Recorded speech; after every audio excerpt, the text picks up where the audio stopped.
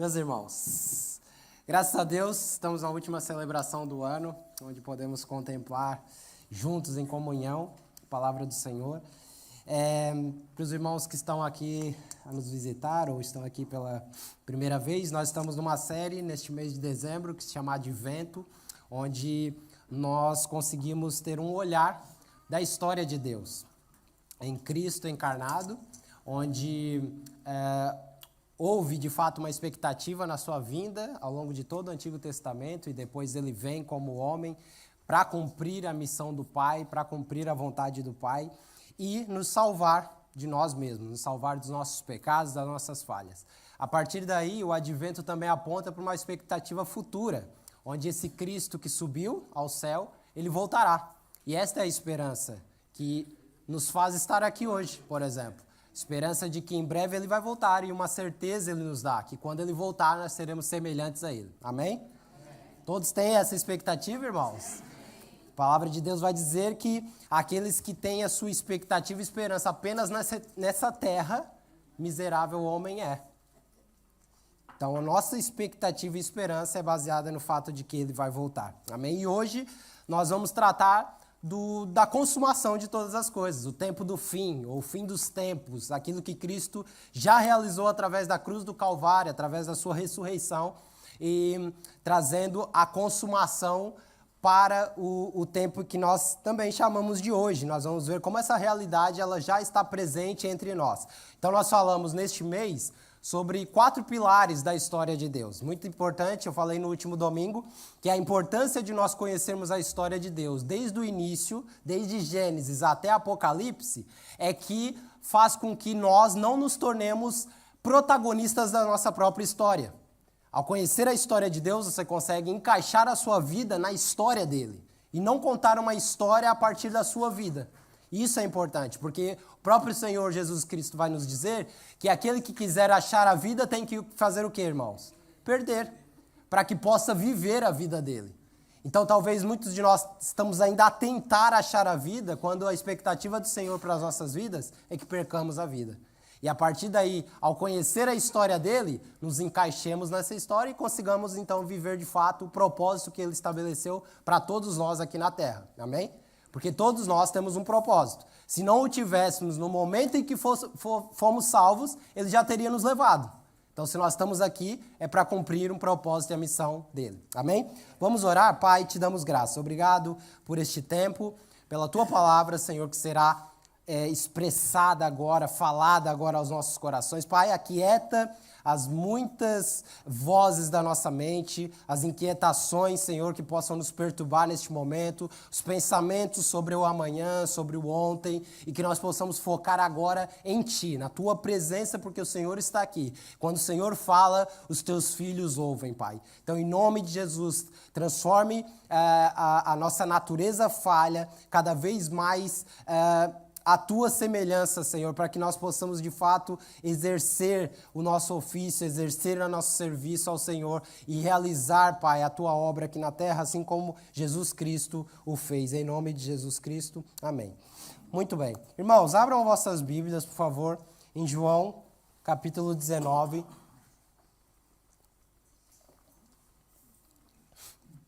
Capítulo 19, verso 28 ao verso 30.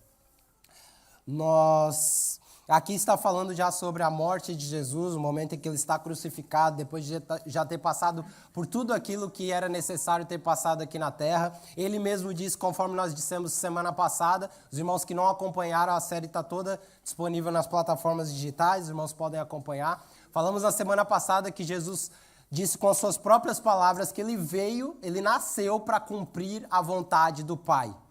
Amém?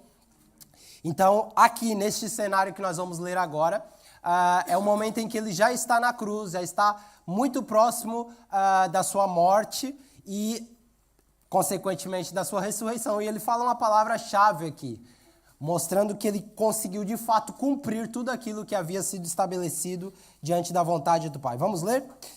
Então, verso 28 diz assim: Depois, vendo Jesus que tudo, absolutamente tudo, já estava consumado, para cumprir a Escritura, disse: Tenho sede.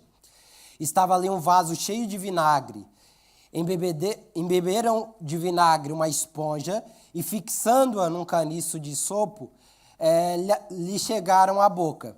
Quando, pois, Jesus tomou o vinagre, disse: está consumado. Inclinando a cabeça, rendeu o seu espírito. Vejam que interessante. A palavra consumado está aqui. Pode pôr aqui, por favor, para mim? Slide, por favor. Próximo. Muito bem. A palavra consumado, no original, significa telestai, né, no grego. E ela significa realizado, cumprido, executado perfeitamente ou obra completada conforme foi ordenado. Então, quando Jesus expressa essas palavras na cruz, ele está dizendo: Pai, eu vim cumprir o que o Senhor tinha como vontade. E essa obra está consumada, está terminada, está realizada. Nada que façamos hoje ou façamos até o fim da nossa vida pode completar sequer um palmo naquilo que o Senhor Jesus veio fazer, porque Ele já o realizou, já está consumado. Então, por muito que nós ainda venhamos a ver destruição, guerras, dores, fomes e etc., maldade no mundo e etc., meus irmãos, uma coisa que nós temos, é nisso que se baseia a nossa fé. Nesta palavra, está consumado. Independente daquilo que os nossos olhos ainda estão a ver, o Senhor teve como propósito restaurar todas as coisas. E isso foi feito, foi cravado na cruz do Calvário. E a sua ressurreição é o pilar de tudo isso. Porque se ele não tivesse ressuscitado, de fato poderíamos estar preocupados neste momento. Mas pelo fato dele ter ressuscitado ao terceiro dia, ele consumou a obra que o Senhor, Deus, queria e exigia. Amém? Muito bem. Então Jesus havia cumprido exatamente o que o Senhor Deus havia ordenado. Agora, o que nós podemos contemplar, irmãos? O Cristo eterno sendo exaltado em toda a sua majestade. Porque a palavra de Deus vai dizer que no exato momento em que ele é assunto aos céus, ele senta à destra do Pai, à direita do Pai. E agora ele pode novamente ser exaltado em toda a sua majestade, em toda a sua glória, com todo o louvor. Amém? Não por um dia, para toda a eternidade. Não mais um Jesus limitado às leis da física, mas voltando à sua forma divina. Porque este foi o testemunho dos homens que viram ele quando ressuscitou. Jesus atravessou a parede, ao mesmo tempo sentou-se para comer o peixe. Este é o que a Bíblia vai chamar de corpo glorificado, corpo redimido, corpo restaurado. E ele nos deixa uma esperança, que este mesmo corpo que o Senhor Jesus voltou a receber no momento da ressurreição, todos nós iremos receber.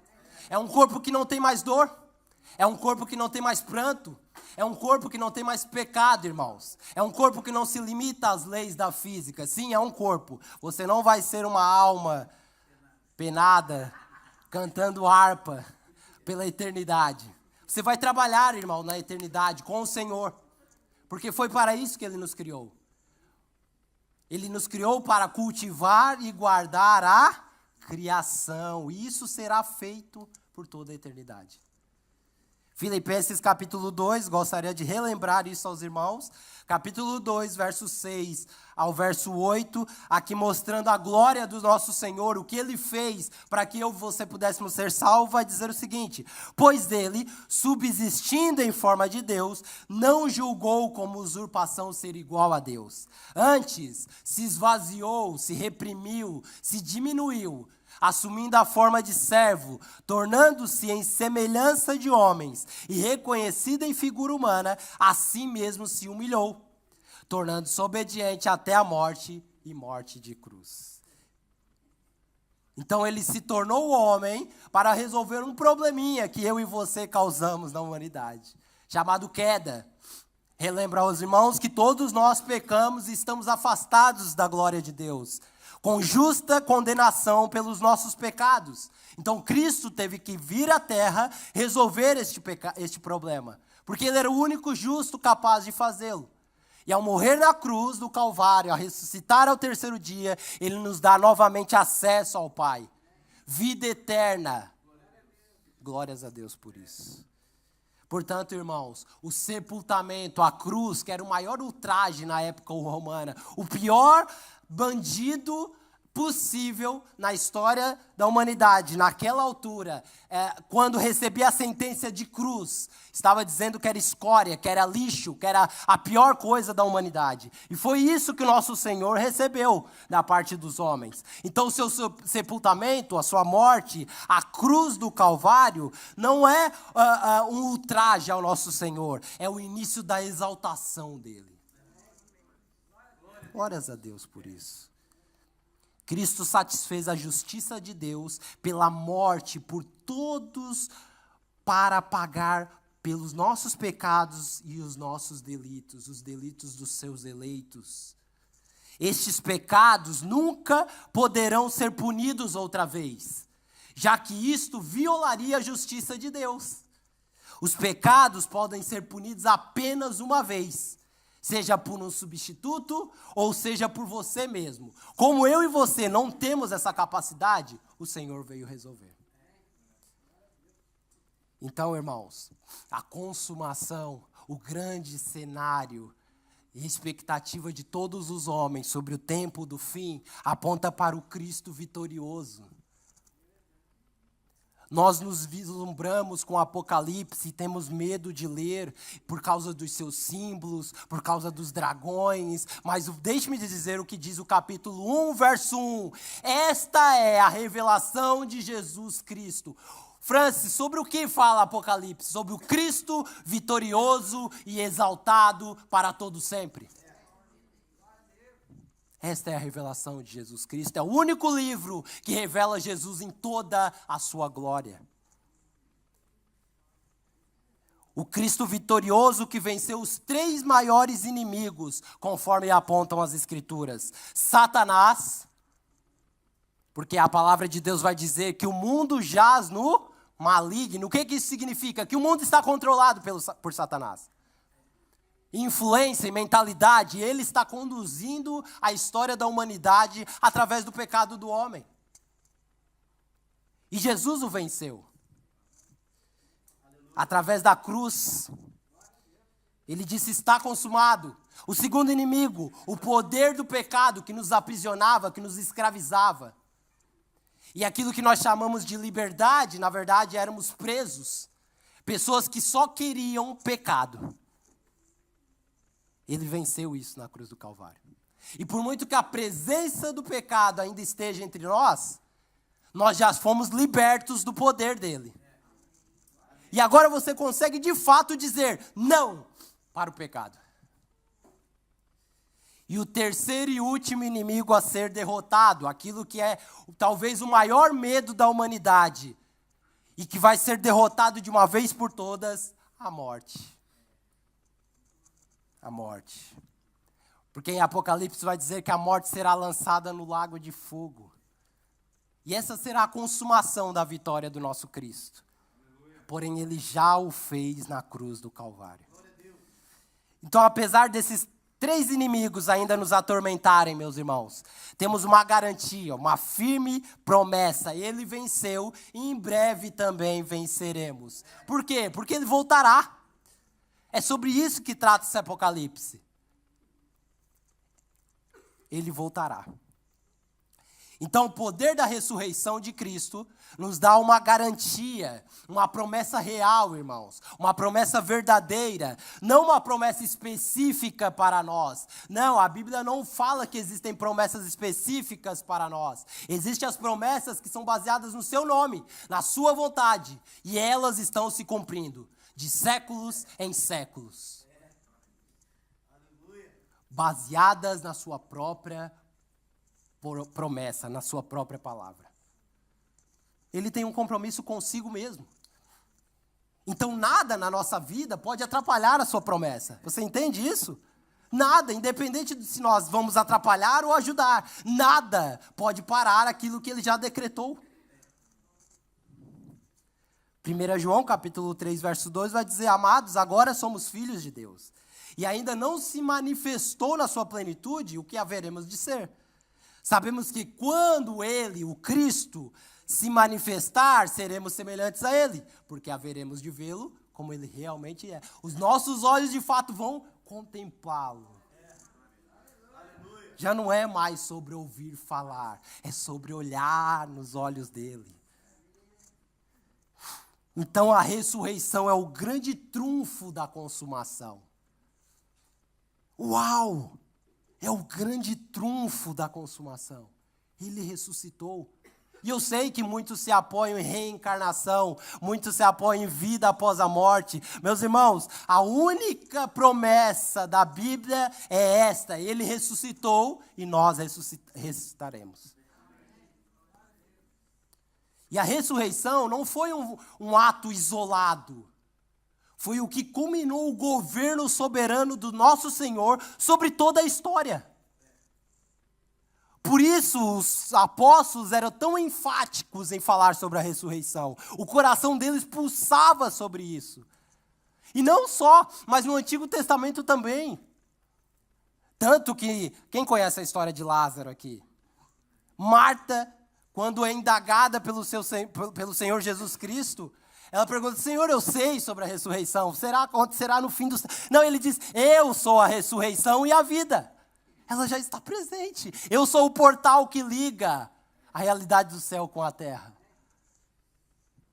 Eu vim fazer isso. Então, quando nós temos uma correta perspectiva sobre o futuro, sobre o que é eterno, meus irmãos, isso vai moldar, ou tem que moldar, a forma com que nós vivemos hoje. Porque você, numa perspectiva, já foi ressuscitado. Porque Cristo consumou isso. É o já e ainda não.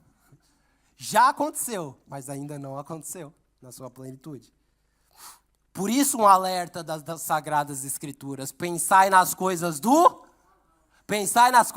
igreja, alto. E por que continuamos a pensar nas coisas da terra?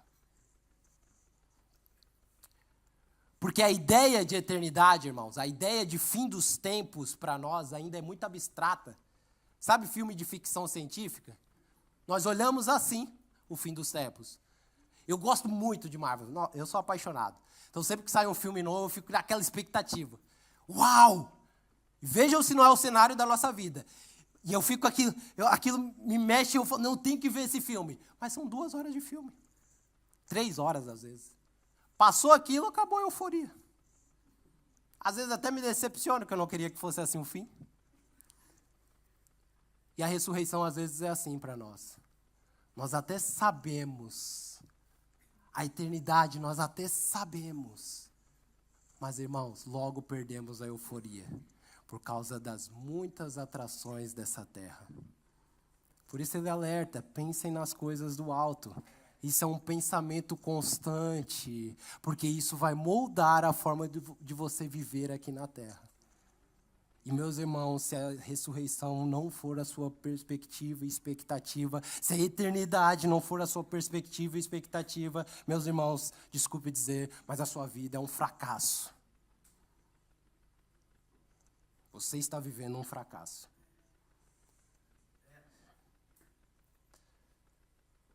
Como não é algo que nós conseguimos segurar com as nossas mãos, e nós estamos muito envolvidos na secularização e na mentalidade dualista e fragmentada dessa terra, ainda focamos no aqui e no agora. Por isso a nossa vida ainda nos denuncia sobre o quanto não entendemos o Evangelho. Porque não lemos Escritura. Não entendemos Apocalipse, não lemos Bíblia, irmãos. Vemos Reels, 30 segundos nós vemos, muitos. Memes, então. Mas a Bíblia é clara: se a nossa esperança, mais uma vez repito, está em Cristo, se limita apenas a essa vida, somos os mais infelizes, dignos de lástima, miseráveis de todos os homens. Portanto, na grande narrativa da história, meus irmãos, de Deus, podemos ter uma certeza: vai dar tudo certo. Talvez ele seja o único artista e produtor de filme que conta o fim antes de toda a história acabar. E sim, irmãos, já li a Bíblia toda, vai dar tudo certo. Você pode ler e vai ver que vai dar tudo certo. Já deu tudo certo. Amém. Vamos abrir a nossa Bíblia em 1 Coríntios capítulo 15.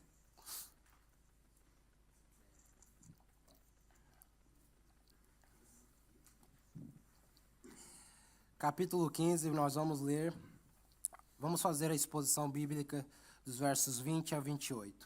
Amém?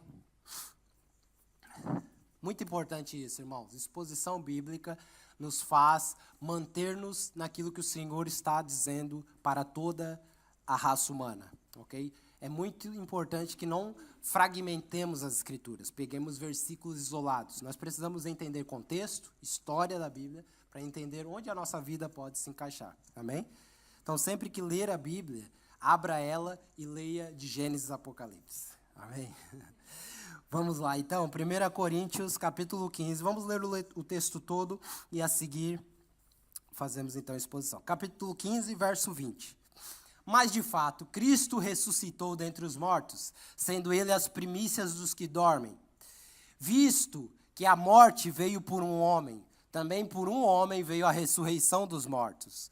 Porque assim como em Adão todos morrem, assim também todos serão vivificados em Cristo. Cada um, porém, por sua própria ordem. Cristo as primícias, depois os que são de Cristo na sua vinda. E então virá o fim, quando ele entregar o reino ao Deus e Pai, quando houver destruído todo o principado, bem como toda a potestade e poder. Porque convém que ele reine até que haja posto todos os seus inimigos debaixo dos seus pés. O último inimigo a ser destruído é a morte, porque todas as coisas sujeitou debaixo dos pés. E quando diz que todas as coisas lhe estão sujeitas, certamente exclui aquele que tudo lhe subordinou. Quando, porém, todas as coisas lhe estiverem sujeitas, então o próprio Filho também se sujeitará àquele que todas as coisas lhe sujeitou, para que Deus seja tudo em... Vamos repetir essa última parte? Para que Deus seja tudo em... Uau! Verso 20, portanto, diz assim: mas de fato Cristo ressuscitou dentre os mortos, sendo ele as primícias dos que dormem. Então, quando nós olhamos, vejam só, quando nós olhamos para o Antigo Testamento, o princípio do Antigo Testamento sobre o que os israelitas deveriam fazer com as primícias, ou dar para o Senhor as primícias, em Levítico 23, e aqui retrata-se a ideia de dízimo, aqui retrata-se a ideia de ofertas. Nós conseguimos compreender bem o que ele está dizendo aqui. E Paulo aqui várias vezes vai no Antigo Testamento. Aqui são muitas palavras do Antigo Testamento. Então ele começa com essa palavra, primícias. E ele está dizendo o seguinte: assim como a oferta das primeiras coisas no Antigo Testamento indicava reconhecimento por parte do povo, por parte do ofertante, de que toda a sua colheita, bem como todo o seu sustento, pertencia ao Senhor. Amém, irmãos? Assim, Paulo, ele usa essa expressão aqui para enfatizar uma coisa, que os cristãos que recebem o Espírito Santo após a sua salvação, recebiam a garantia de que a ressurreição futura também estava ou vinha junto no pacote. Por isso, lá em Romanos, no capítulo 8, vai dizer, em Efésios, capítulo 1, vai dizer o seguinte, que o Espírito Santo, ele sela, ele é o penhor, ele é a garantia de que você será ressuscitado. Então veja que inteligência de Paulo, ele vai lá no Antigo Testamento, pega uma palavra que é usada para dízimo, para ofertas, e fala, aqueles que são salvos, recebem o Espírito Santo, recebem uma garantia. Esse é o primeiro fruto da sua salvação. É a garantia de que você vai habitar eternamente com ele. E olha que incrível, não depende de você. Porque se dependesse, certamente não iria passar a eternidade com ele. E aqui um adendo para todos nós também, irmãos.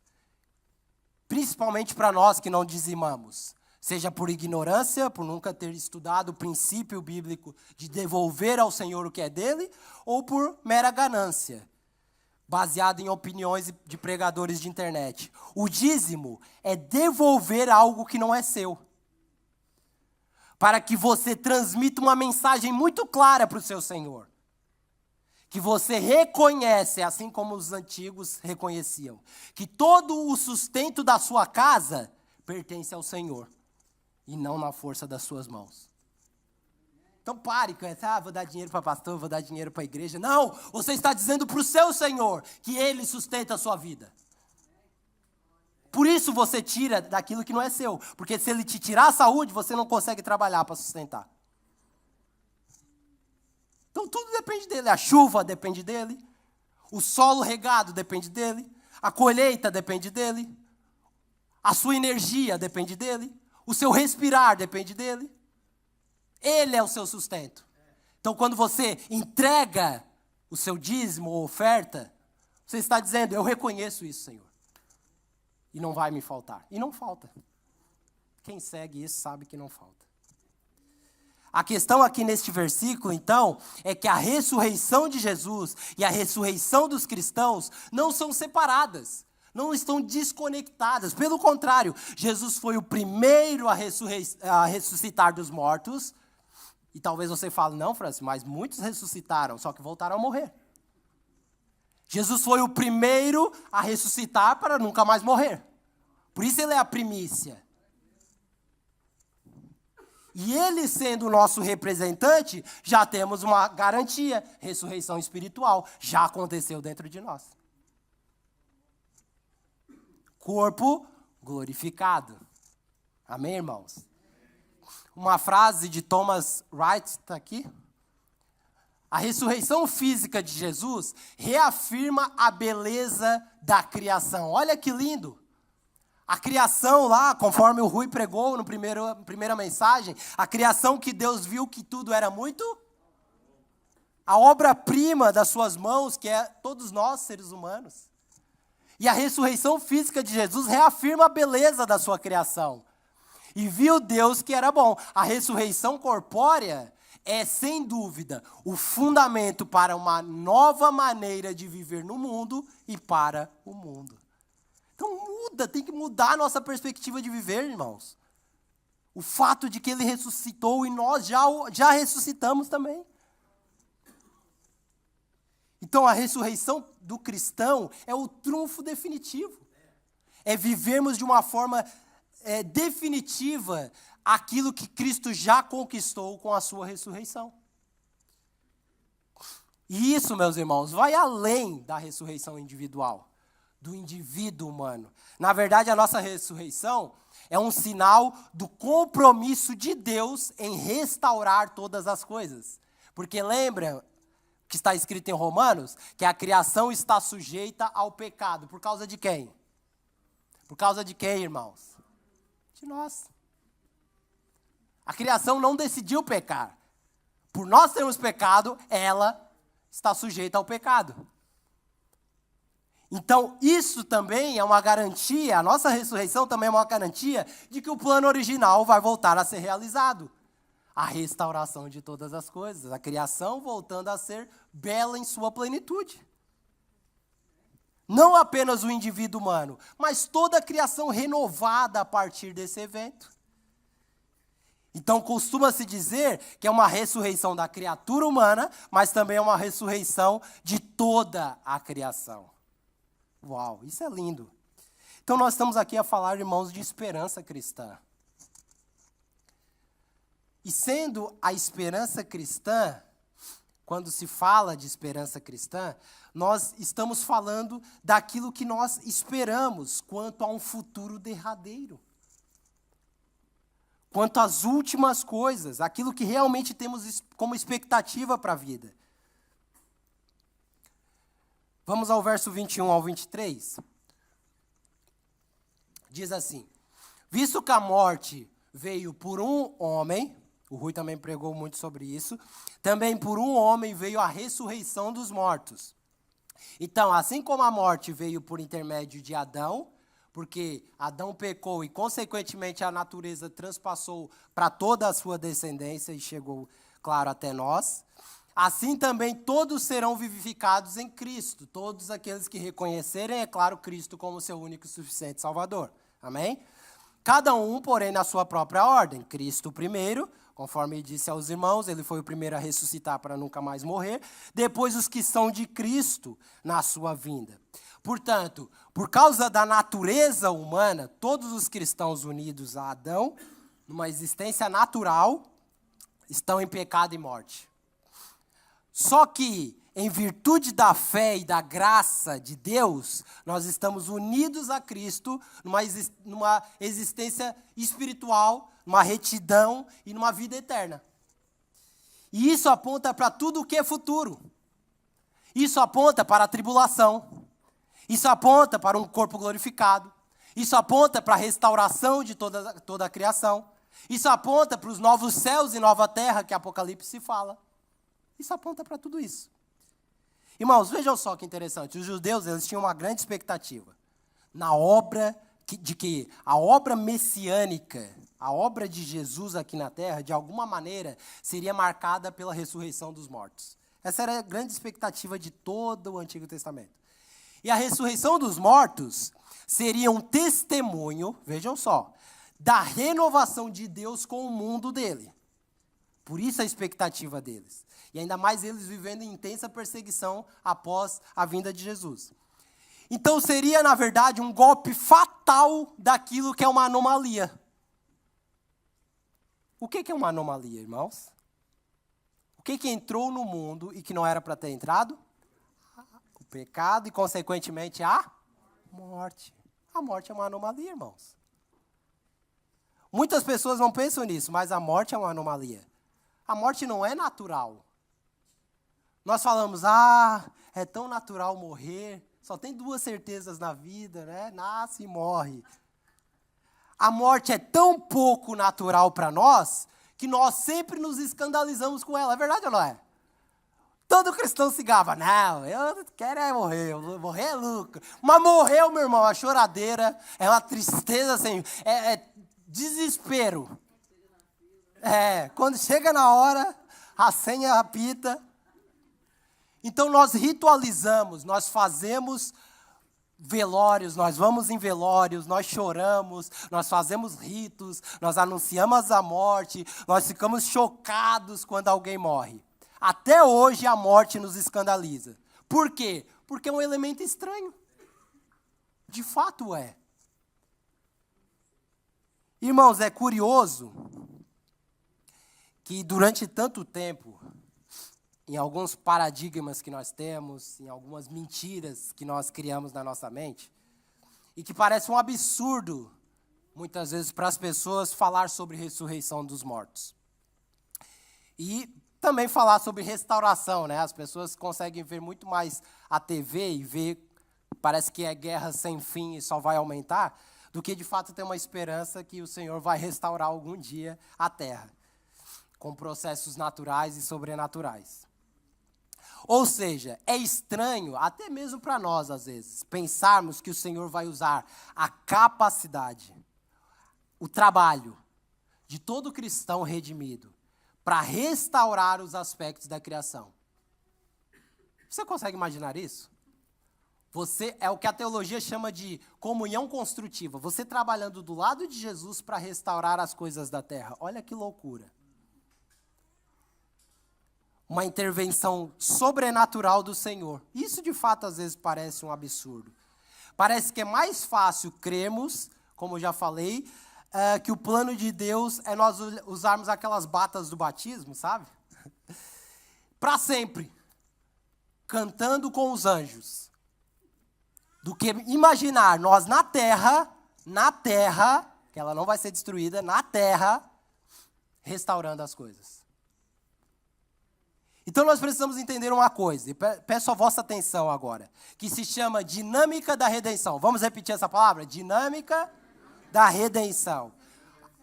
A palavra redimir, ouçam, a palavra redimir significa libertar de um... Está aqui? Libertar, exatamente, julgar o opressor, libertar o oprimido, restaurar o que foi corrompido. Ou libertar de um poder que tem direito legal sobre algo ou alguém. Então, quando Jesus vem redimir, ele tem o direito legal de nos tirar das prisões de Satanás e julgar aquele que está oprimindo. Estão entendendo? Então, a dinâmica da redenção, ela promove o julgamento do opressor e a libertação do oprimido. Então, quando Deus redime, ele julga Satanás e liberta-nos das suas mãos. Isso está acontecendo, isso irá acontecer durante a grande tribulação, e isso irá acontecer no que a Bíblia chama de reino milenar. Quantos já ouviram falar sobre isso? Cristo vindo para a terra reinar 1000 anos com o povo redimido. Nessa altura, Satanás estará preso. Alguém já leu essa parte da Bíblia, irmãos? Vamos ler a Bíblia, por favor. Isso é muito importante. Portanto, a redenção não fará com que a atual criação que nós estamos vendo deixe de existir. Mas destruirá, olha só, a redenção, coisa que nós falamos semana passada, ela vai destruir tudo o que oprime a criação para alcançar a plenitude dela. Então, eu vou repetir, não vai destruir a criação, vai destruir quem oprime a criação. Então, a redenção destrói o que corrompe e restaura o que está corrompido. Amém? Imaginem, uma linguagem bem simples, o que é reciclar. Reciclar. Você joga fora e diz, isso não presta, mas alguém depois vai fazer o trabalho de voltar a prestar. É ou não é? É isso que Deus vai fazer. Jesus fez através da sua redenção. Portanto, o pecado, o diabo, a morte vão ser destruídas. Mas o que elas estão destruindo será restaurado. Será reciclado. Paulo aqui nos versos que nós estamos lendo, em Romanos, do capítulo 1 ao capítulo 7, está a falar da redenção do homem, que é a primeira coisa que Jesus veio fazer, que é sobre o primeiro homem que caiu no Éden, Adão, e consequentemente a criação, mas também agora vai passar a falar, a partir da redenção do homem, da criação que vai ser redimida. Então, o homem está a ser restaurado e, consequentemente, as coisas que nós vemos hoje, aquilo que Deus chamou lá no Éden de muito ou bom, será restaurado. É por isso que é necessário o reino milenar.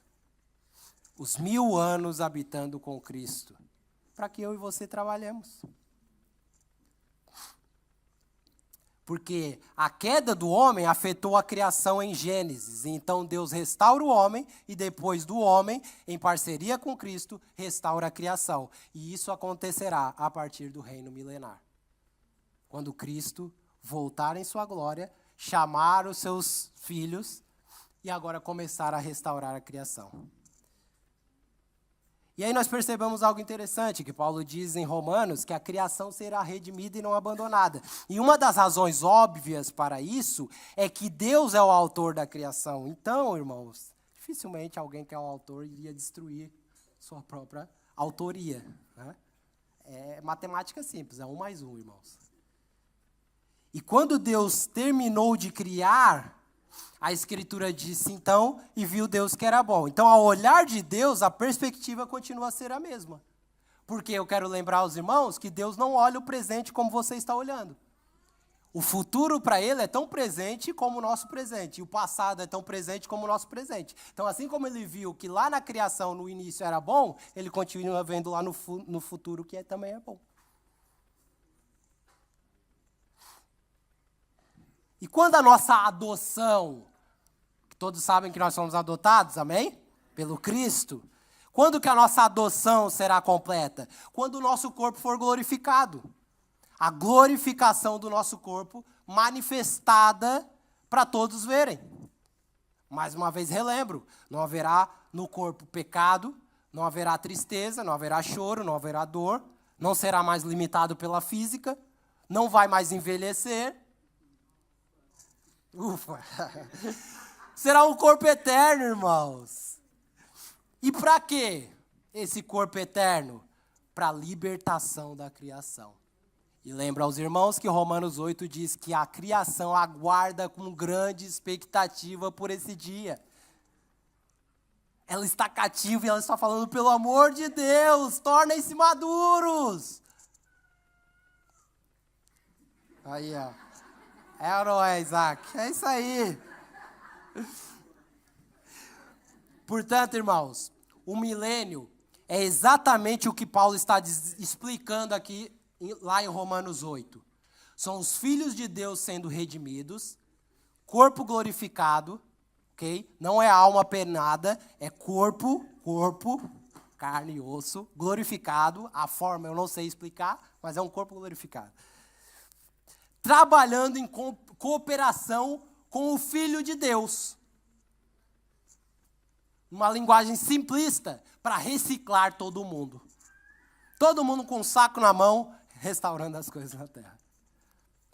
Essa é a expectativa da criação, ser liberta. Então, se já temos noção disso tudo, a nossa escatologia, o nosso entendimento sobre o fim, vai modelar como você vive hoje.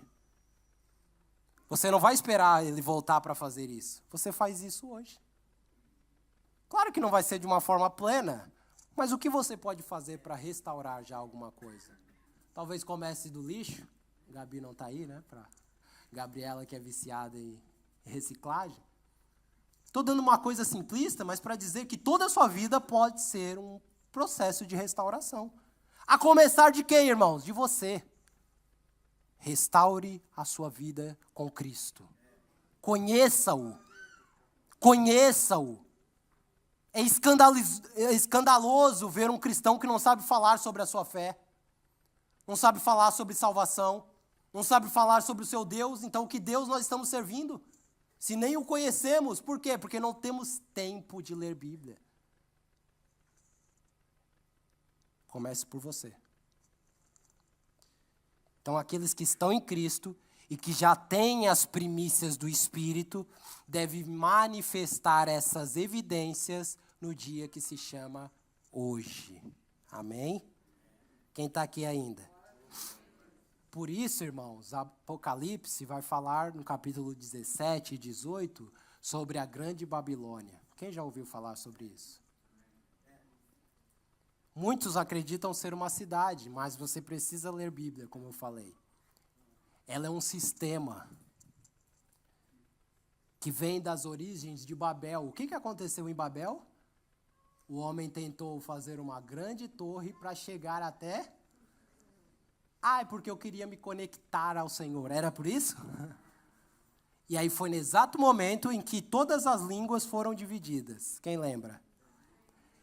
E a grande Babilônia, lá de Apocalipse, fala sobre o mesmo sistema. Um sistema ideológico. Padrão de pensamento. Que está modelando esse mundo todo. Para que eles se comportem conforme a mesma mentalidade de Babel. É a marca que muitos acreditam ser o chip, o código de barras, a Coca-Cola, o chapéu do Papa. É a marca da besta que está escrito. Padrão de pensamento, irmãos. A marca da besta é o padrão de pensamento. Leia o Antigo Testamento. Há algo no meio judaico em que os judeus usam o tzitzit, que é uma caixinha com um mandamento na testa. Essa caixinha tem uma corda que passa por dentro da roupa, atingindo o coração e dá volta ao braço. Para dizer que padrão de pensamento modela o nosso comportamento. A marca da besta fala sobre obediência e desobediência. Os que serão marcados pela besta no tempo do fim são aqueles que vivem uma vida depravada, longe de Deus, marcado pela desobediência. Porque o padrão que as pessoas pensam está fazendo com que elas se comportem. E um comportamento autoriza alguém a governar a sua vida. Porque, de fato, eu e você achamos que somos livres e fazemos o que queremos. Mas alguém controla a nossa vida. Se não for Deus, é Satanás.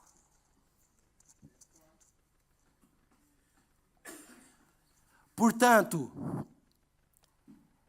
basicamente, a grande Babilônia, o sistema ideológico, padrão de pensamento, é o domínio da secularização.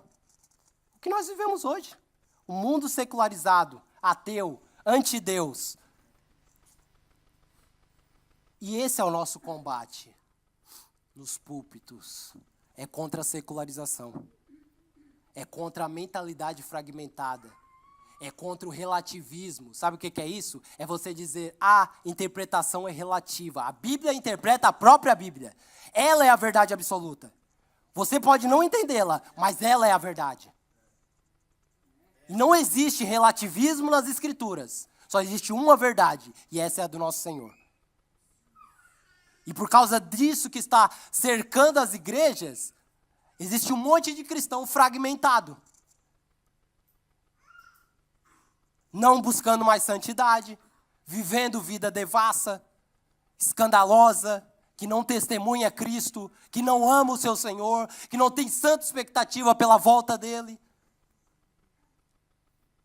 Então esse é o nosso combate, lutar contra a secularização, que influencia até mesmo cristãos. E o cristão, ele deve e pode crescer em todas as áreas da vida, através do conhecimento. Não só pode, deve fazer. Mas, irmão, a palavra de Deus é totalmente suficiente para vivermos no mundo. Totalmente. Se você não souber nada, nenhum tipo de conhecimento econômico, político e etc. Mas se você souber a Bíblia, é suficiente.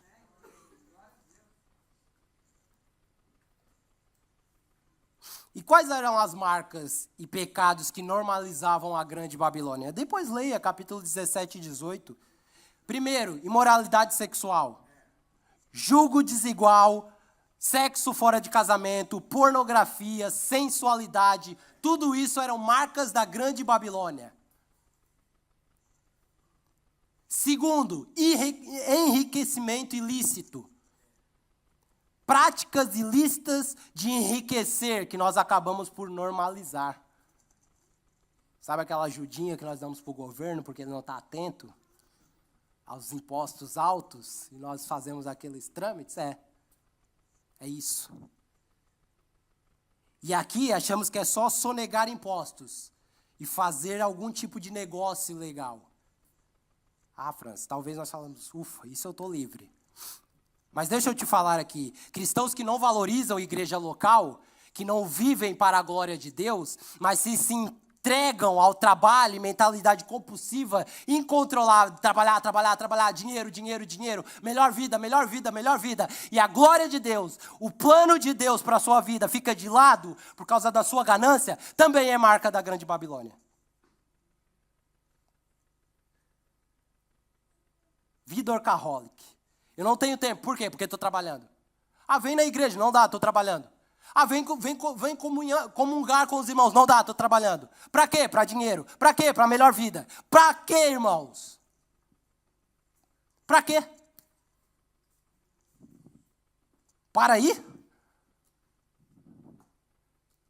E eu não estou dizendo que o Senhor não pode fazer rico. Ele pode e quer alguns irmãos para a sua obra. Todo o recurso que Ele te dá, se Ele te faz rico, se Ele te faz pobre, é para Ele, para o seu reino, para a expansão do seu reino, para Ele, termina nele, começa nele. E tudo fora disso, você está vivendo uma vida onde o Senhor é você mesmo. Porque o plano dele, deixa-me te lembrar, o propósito dele chama-se igreja. E o propósito de Satanás chama-se isolamento. Quando ele isola um cristão da vida de igreja, ele está ganhando. Por muito forte que você acha que seja. Por muitos anos de cristão que você acha que tenha. Ele só precisa te isolar. E o terceiro, luxúria. Que engloba tudo isso, ostentar, humilhar as pessoas, não estender a mão para outras pessoas. Usufruir da luxúria, que é conquistada por causa de toda a ganância do coração do homem. Essas são as marcas da grande Babilônia. E aí vem Deus com uma sentença no capítulo 17 e 18. Ele vai dizer assim, saiam dela, povo meu. Ele está dizendo, tem cristãos lá dentro. Saiam dela, povo meu, não tomem parte em seus pecados. Ou seja, não seja dualista, não tenha visão fragmentada. Não, está tudo bem se eu fizer isso. Não tem nada a ver isso. Isso é religiosidade. Ele está dizendo, saiam dela, povo meu. Ele não está dizendo, tente ser forte. A sua fé vai te garantir lá dentro. Ele está dizendo, fuja. Fuja desse lugar. Quem está aqui ainda? Voltamos ao texto para concluir. Então, primícias, irmãos, é uma linguagem da colheita, que vem de uma festa bíblica, que é importante os irmãos estudarem também, que chama Festa das Primícias, que são o quê? Os primeiros frutos da ressurreição, os eleitos de Deus, porque Jesus falou, este era o propósito do meu Pai, aquele que Ele me der, eu jamais deitarei fora. Em Apocalipse 20, verso 6, vai falar sobre esse reinar de Cristo, esse reino de Cristo. Diz que nós reinaremos com Cristo.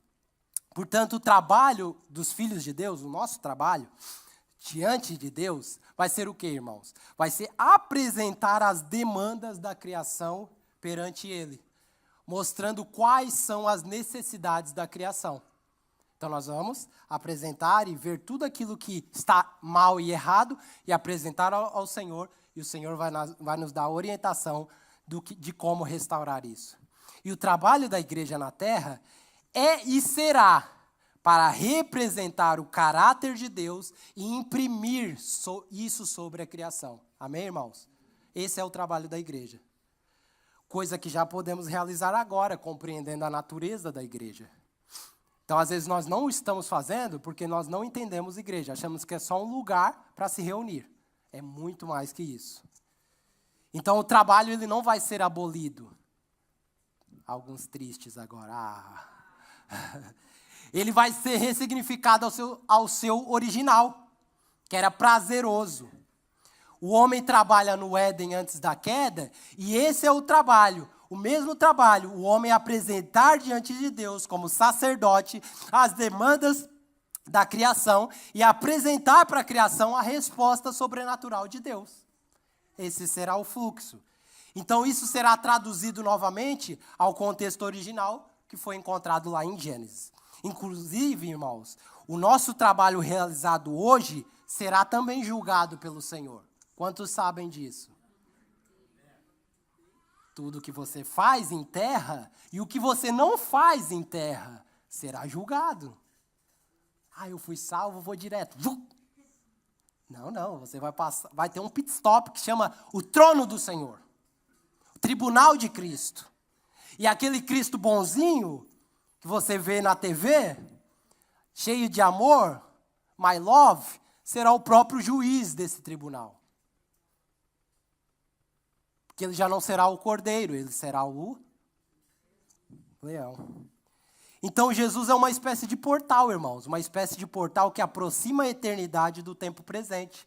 Ele aproxima o mundo vindouro do tempo presente. Por isso que Hebreus vai dizer assim, conhecendo as coisas do mundo vindouro. Como nós conhecemos as coisas do mundo vindouro? Cristo. Lembrando que esse termo mundo vindouro é uma expressão judaica. Realidade vindoura, um universo vindouro. Então, através de Cristo, esse mundo vindouro, essa visão, essa invasão da eternidade chegou até nós. Por isso que nós vamos ver na Bíblia falando sobre sinais e milagres. O que são sinais e prodígios e milagres, irmãos? É essa realidade de lá, aqui. Jesus estava dizendo assim, vocês se espantam, isso é tão natural lá. Então, enquanto muitos perseguiam milagres, Jesus estava tentando fazer com que eles tivessem outra perspectiva, uma perspectiva eterna. Então, muitos de nós talvez estejamos sempre atrás de milagres, quando o Senhor quer que a gente tenha uma perspectiva eterna. Por que estão correndo ainda atrás de milagres, se isso é tão natural para você agora? Você ainda é uma criança?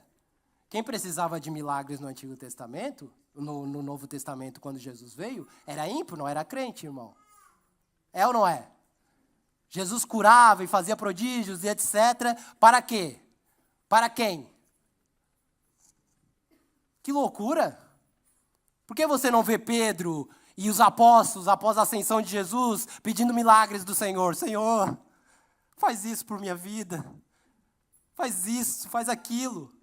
Porque eles já estavam com uma perspectiva do eterno, era natural para eles. Tanto que eles chegavam, vinha alguém moribundo e fala, meu irmão, levanta. É outra realidade agora. Tua fé te salvou. Quem está entendendo, crente? É uma perspectiva diferente, é ir além, é parar de mendigar aquilo que o Senhor já te deu.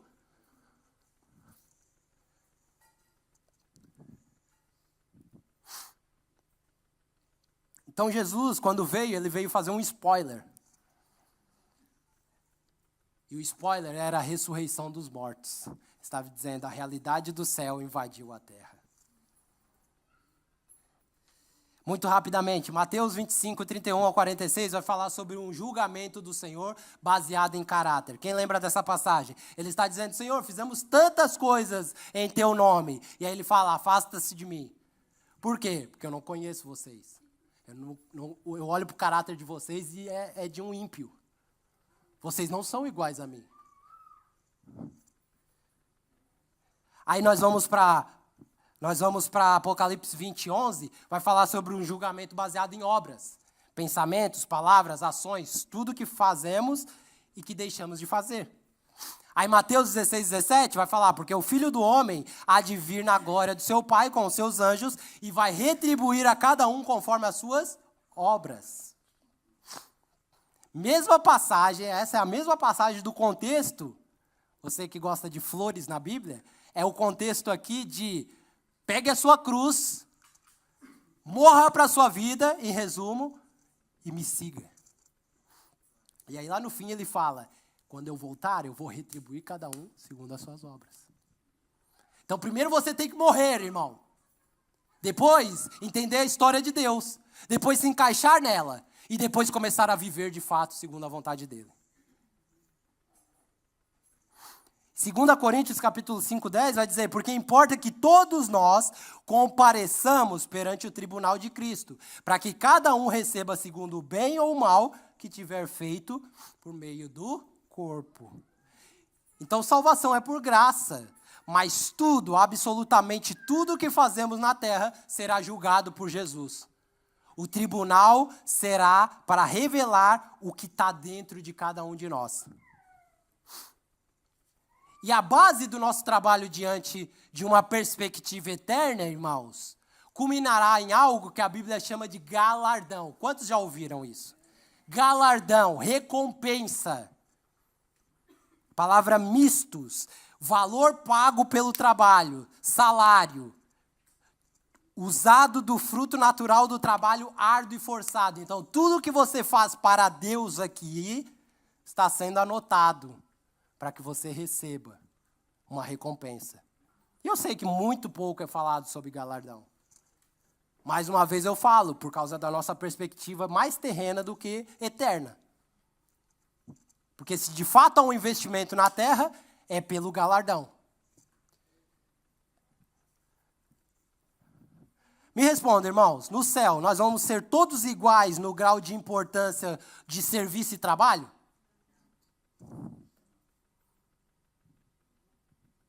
Se tem galardão, e galardão é uma recompensa, e recompensa é baseado naquilo que as pessoas fazem, então todas as pessoas vão receber de maneira igual? Não. Perguntaram uma certa vez para George Whitefield, um grande avivalista de Londres. E ele era um calvinista, ele acreditava na eleição, pessoas sendo salvas por eleição. Perguntaram sobre ele, os alunos dele, perguntaram sobre John Wesley, também no século XVII, também um homem de Deus, com um grande avivalista também, que trabalhava também em Londres, só que John Wesley era arminiano. Ele acreditava na responsabilidade do homem perante salvação. E é um debate de séculos, Calvino e Armínio, todos nós sabemos. E os alunos ali, logo, com todo fervor, ele vai responder que ele vai para o inferno. E aí perguntaram, Meu professor querido Whitfield, John Wesley irá para o céu? E Whitfield olhou para eles e falou, provavelmente não. E eles já logo ali, cheios de vontade de começar o fervor, e todos empolgados com essa resposta. Então George Whitfield continua a frase.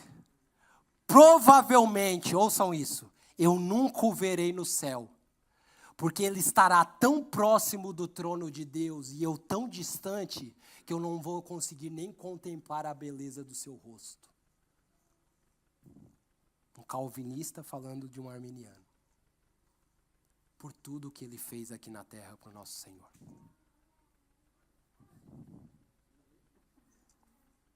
Então deixe-me te dizer, irmãos. Salvação é graça. Você não precisa fazer de fato nada além de se arrepender dos seus pecados. Mas galardão é sobre o que você faz aqui na terra. Porque você quer ser grande, irmão? Seja como o menor. Sirva a todos como o seu Senhor. Porque você quer ser grande? Viva a missão de Deus. Sirva a sua igreja local. Cuide dos seus irmãos. Pregue o evangelho no seu trabalho. Cuide da sua esposa. Cuide do seu marido. Cuide dos seus filhos. Quer ser reconhecido diante de Deus? Não se importe com o reconhecimento do mundo. Não busque as coisas do mundo.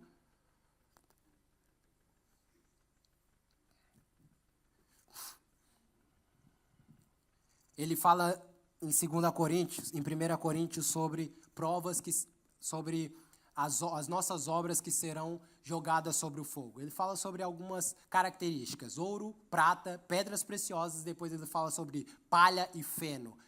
Ouro, pratas, pedras preciosas, é tudo aquilo que nós fazemos para o Senhor aqui na terra. E não estou falando só de obra dentro da igreja, estou falando de tudo que nós fazemos em todo o nosso contexto de vida para o Senhor. Palha e feno e madeira fala sobre as obras das nossas mãos, aquilo que conquistamos para nós. Aí ele fala assim, todas essas obras no dia do tribunal vão ser jogadas no fogo. E o que sair do fogo será a recompensa de cada um. E aí ele fala no decreto final, se a obra de alguém se queimar, sofrerá ele dano.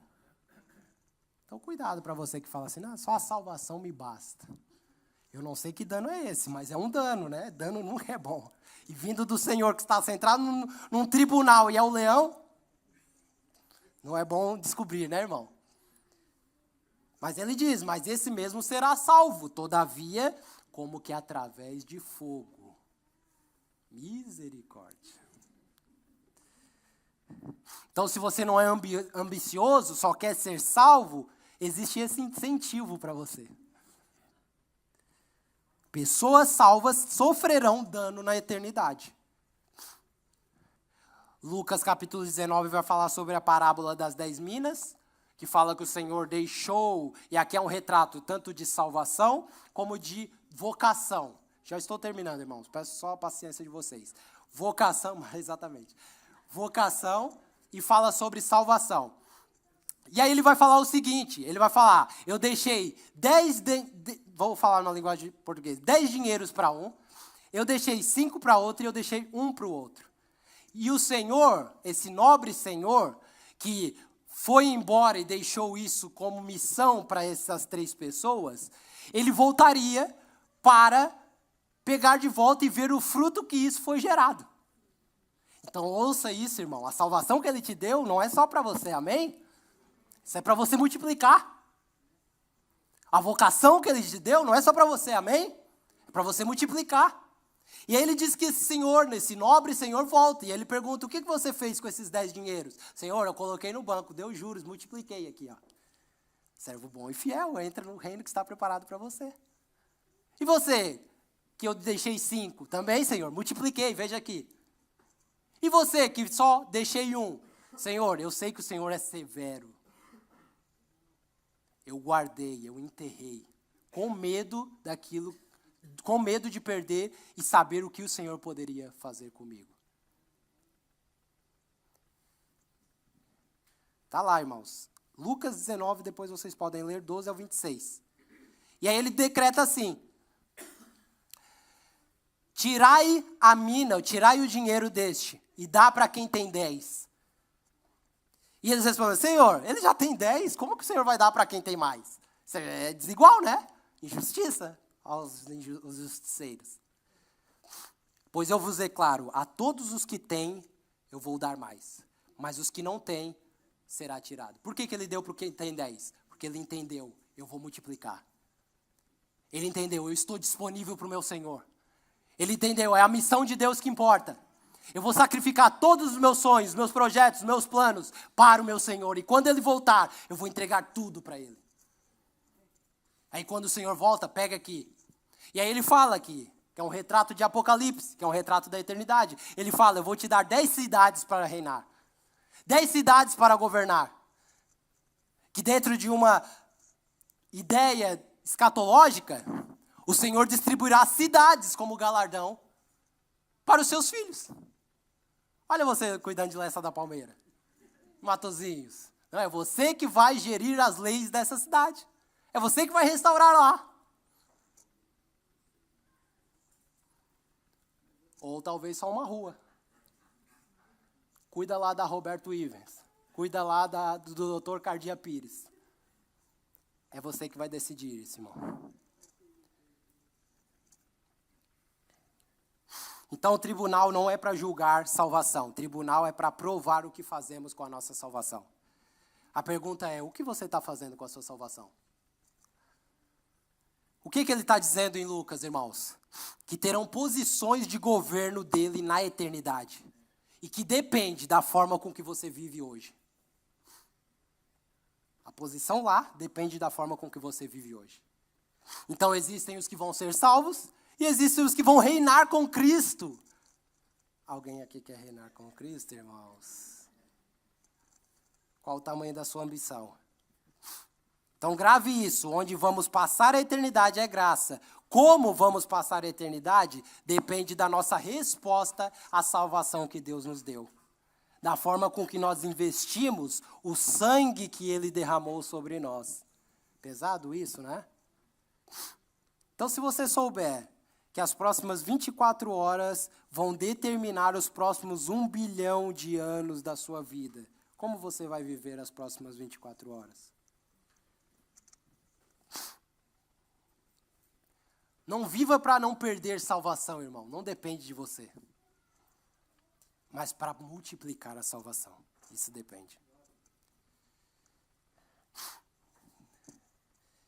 Então virá o fim, quando ele entregar o reino de Deus Pai, quando houver destruído, 1 Coríntios 15, 24 a 27, para terminarmos a exposição. Quando houver destruído com toda a potestade e poder, porque convém que ele reine até que haja posto todos os inimigos debaixo dos seus pés. O último inimigo a ser destruído é a morte, porque todas as coisas sujeitou. Então, apesar de já consumado, a redenção ainda não está completa, irmãos, ok? Até que Cristo haja posto todos os seus inimigos debaixo dos seus pés, uma alusão aqui ao cumprimento da profecia de Salmos 110, que disse o Senhor ao meu Senhor, assenta-te à minha direita, até que eu ponha os inimigos debaixo dos seus pés. Portanto, uma vez que a morte é a última inimiga, que será lançada no lago de fogo no grande julgamento, a obra de Cristo não se completará até que ela seja destruída por completa. Amém? A morte ainda está entre nós, infelizmente.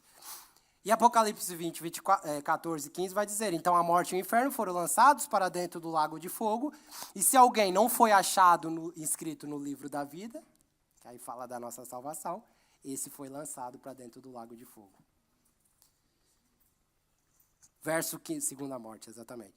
Verso 27 e 28, quando, porém, todas as coisas lhe estiverem sujeitas, então o próprio Filho também se sujeitará àquele que todas as coisas lhe sujeitou, para que Deus seja tudo em todos. Então Paulo aqui cita Salmos 8:6.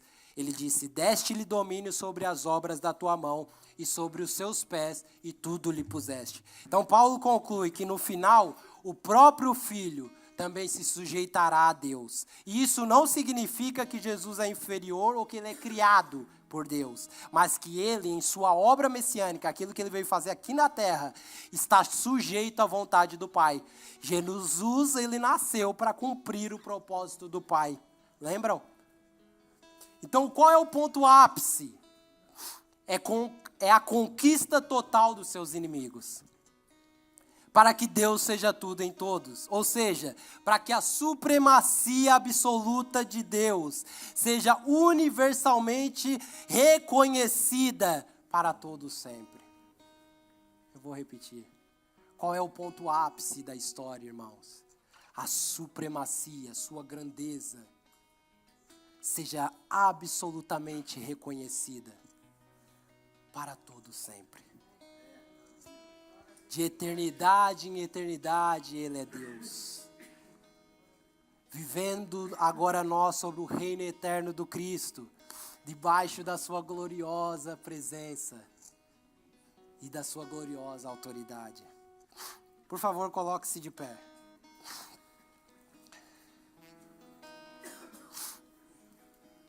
Desculpe pelo tempo, mas essa mensagem eu precisava concluir. Leio uma passagem com os irmãos de esperança para um novo ano que se aproxima e oramos. Apocalipse 21 vai dizer: vi novo céu e nova terra, pois o primeiro céu e a primeira terra passaram, o mar já não existe. Vi também a cidade santa, a nova Jerusalém que descia do céu, da parte de Deus, ataviada como noiva adornada para o seu esposo. Então ouvi grande voz vinda do trono, dizendo: eis aí o tabernáculo de Deus com os homens. Emanuel, Deus habitará com eles. Eles serão povos de Deus, e Deus mesmo estará com eles. Ele irá enxugar dos olhos toda lágrima, e a morte já não existirá. Não haverá luto, nem pranto, nem dor, porque as primeiras coisas passaram. E aquele que está sentado no trono disse: eis que faço novas todas as coisas. E acrescentou: escreve, porque essas coisas são fiéis e verdadeiras. Disse-me ainda: tudo está feito, tudo está consumado. Eu sou o Alfa, o Ômega, o princípio e o fim. Eu a quem tem sede darei de graça da fonte da água da vida. O vencedor herdará estas coisas, e eu lhe serei Deus, e ele me será filho. Quanto porém aos covardes, aos incrédulos, aos abomináveis, aos assassinos, aos impuros, aos feiticeiros, aos idólatras e a todos os mentirosos, a parte que lhes cabe será no lago que arde com fogo e enxofre, a saber, a segunda morte. Oremos ao Senhor.